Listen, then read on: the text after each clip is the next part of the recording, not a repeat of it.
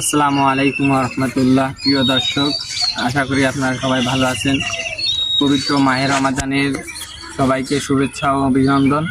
আপনারা যারা সেহরি খাওয়া নিয়ে টেনশনে আছেন, ভাবতেছেন সেহরি না খেলে কি রোজা হবে কি না, তাদের জন্য ছোট্ট ভিডিওটি।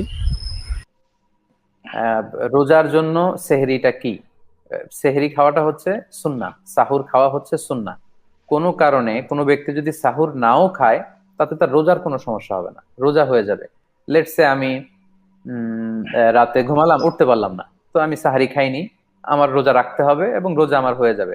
অথবা আমি ইচ্ছে করেই উঠলাম না, অলসতার কারণে আমি খাবো না, কিন্তু রোজা কিন্তু মাফ হয়ে যায়নি, রোজা আমার রাখতে হবে। সাহুর খাওয়াটা হচ্ছে সুন্নাহ। কোনো কারণে ইচ্ছায় হোক অনিচ্ছায় হোক কেউ যদি সাহুর মিস করে, এতে তার রোজা হয়ে যাবে।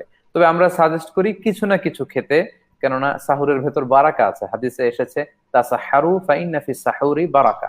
তোমরা সাহারি মিস করো না, সাহারি খেও, কেননা সাহারির ভেতরে আল্লাহ বরকত দিয়ে দিয়েছেন। তো সে বরকতের জন্য যে খুব বেশি কিছু খেতে হবে, নট নেসেসারি।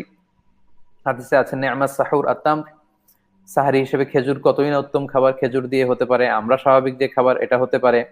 আর কেউ যদি একটা বিশেষ ডায়েটারি প্রসেসে থাকে, সেক্ষেত্রে যে পানি খাওয়া বা পানির সাথে হালকা একটু লবণ মিক্স করে খাওয়া, সেটাতেও সাহারি খাওয়া আদায় হচ্ছে।